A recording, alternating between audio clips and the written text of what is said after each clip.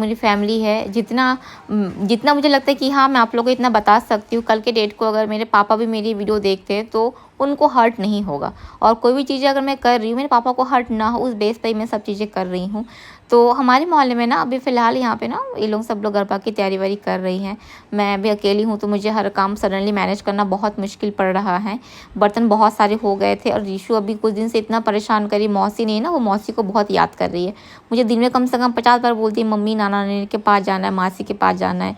बैठ बैठ के रोती भी रहती है, मम्मा मासी के पास जाना है, मासी के पास जाना है। उसको संभालो, उसको देखो, वो रोती है तो मेरे को भी मन अच्छा नहीं लगता है। तो बर्तन कल का पूरा पड़ा हुआ था, बर्तन मैं कभी रखती नहीं हूँ, मैं धो देती हूँ। लेकिन उसको पीछे उसको घुमाते घुमाते चुप कराते कराते मेरी कल की बर्तन आज की बर्तन सारी पड़ी हुई है। तो फिलहाल तो मैं भी ये धोने के बाद घर का झाड़ू पोछा सब चीज़ें करूँगी। उसके बाद मैं आप लोग से शेयर करने वाली हूँ बहुत सारी बातें। मैं चाहती हूँ कि मेरी वीडियो देखें, मेरे रिलेटिव्स देखें, मुझे सच में कोई फ़र्क नहीं पड़ता, क्योंकि सच बोलने में नहीं पीछे हटना चाहिए। आज मेरे पापा का ये जो कंडीशन, एक भी लोग फ़ोन करके नहीं पूछते मेरे पापा ने क्या क्या नहीं किया इन लोगों के लिए, मेरी मम्मी ने क्या क्या नहीं किया इन लोगों के लिए। इन लोगों को लगता है मतलब फ़ोन करके पूछेंगे तो पता नहीं क्या हो जाएगा। चलो कोई बात नहीं, अब वो क्या सोचते मेरे को फ़र्क नहीं पड़ता। मैं जानती हूँ मेरे पापा को भी कोई फ़र्क नहीं पड़ेगा, क्योंकि जब मैं पापा के पास थी हैदराबाद में, पापा ने बोल दिया। आज मैं इस कदर बेड में गिरा हुआ हूँ, आज मैं सबको देख लिया कि मेरा कौन अपना है कौन पराया है।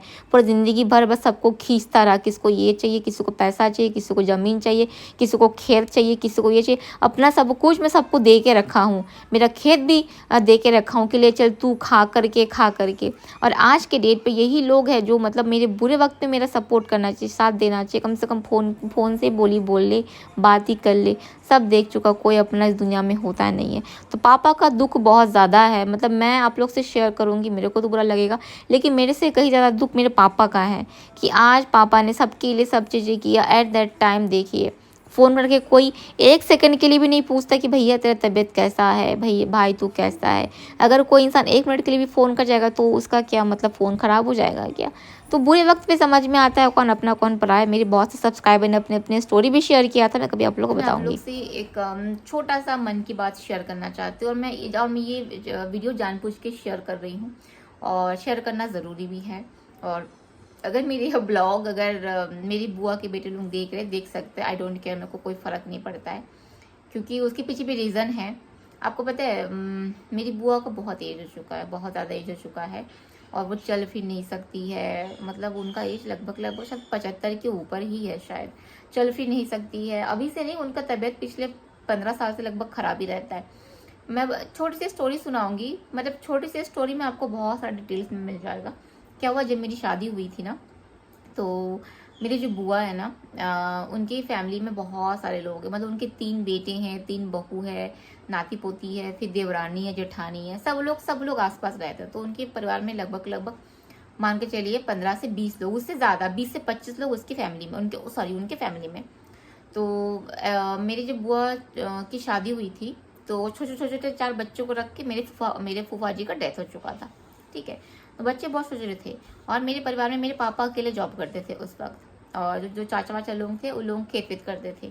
तो मेरे पापा उस वक्त मेरी बुआ की फैमिली को संभाले, अपना सैलरी कुछ अपने परिवार में देते थे, मतलब हमारे परिवार में देते थे, कुछ अपनी दीदी को देते थे, और कुछ जो भाई लोग हैं, मेरे चाचा लोग हैं, उन लोगों को देते थे।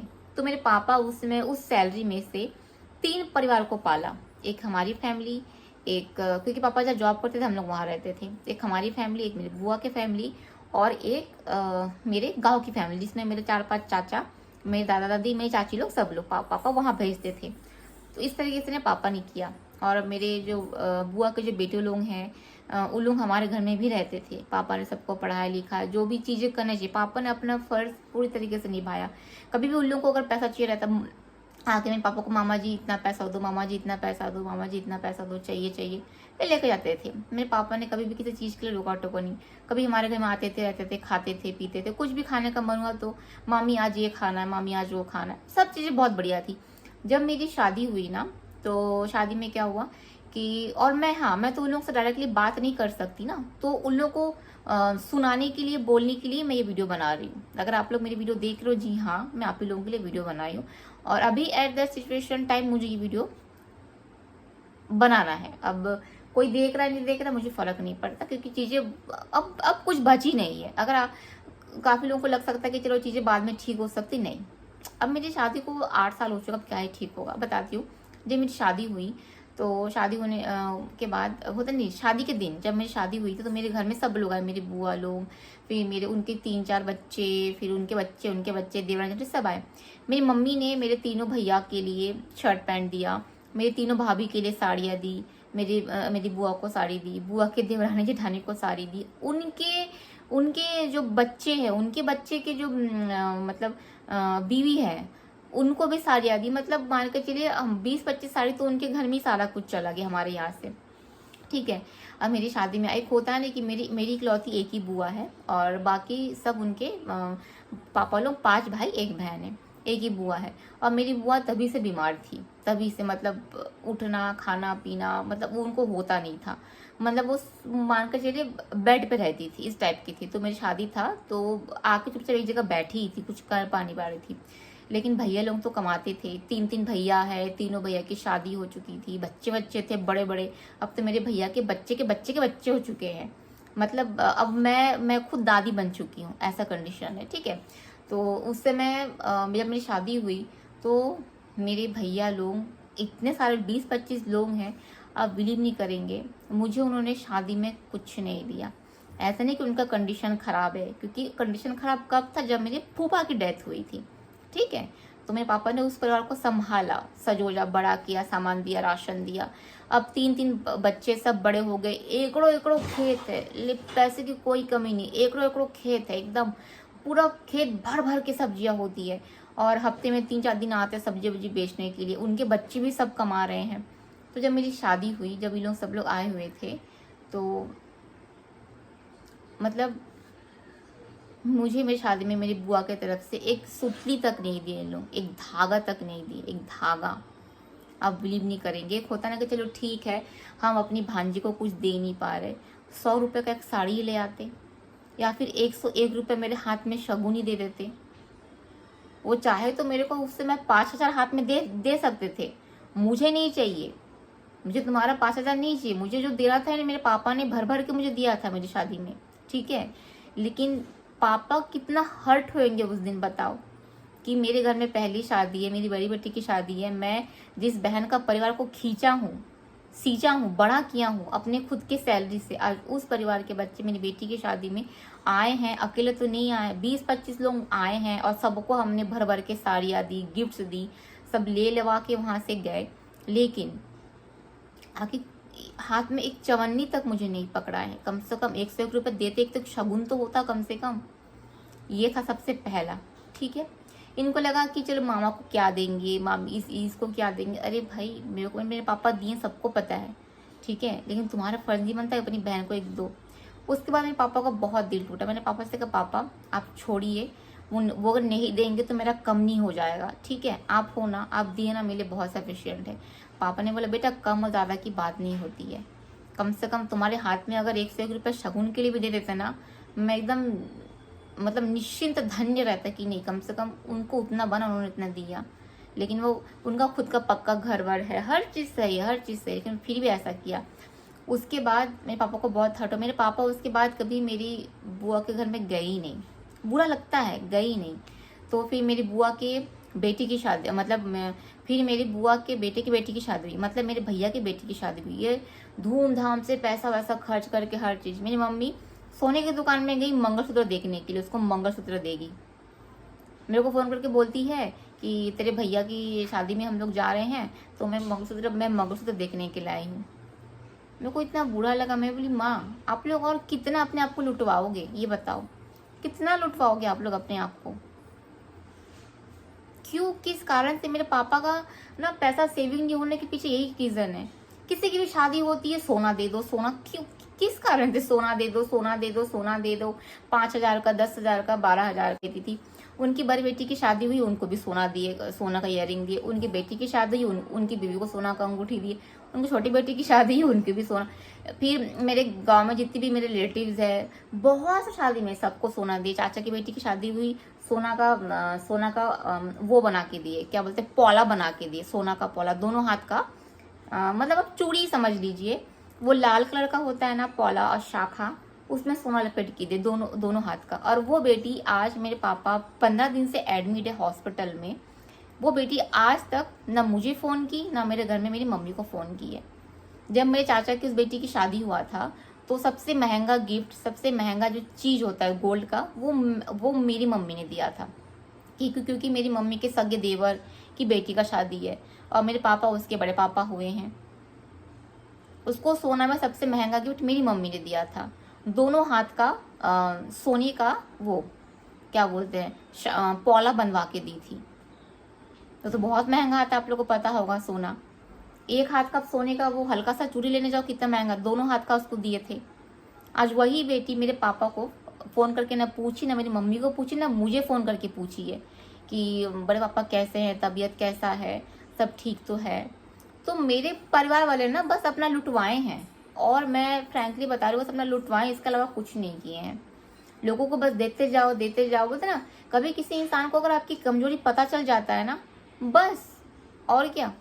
बहुत से मेरे रिलेटिव्स ऐसे भी है जो हमसे साल भर, 2 साल बाद, 3 साल भर बात नहीं करते हैं, लेकिन घर में शादी आई है, सबसे पहला इनविटेशन हमारे घर। क्यों? पता है पापा जाएंगे तो सोने का देंगे, और ऐसा हुआ भी है, ऐसा हुआ भी है। मेरे बड़े पापा की जो बेटी है उसका बेटे का शादी हुआ, वो हमसे बात नहीं की।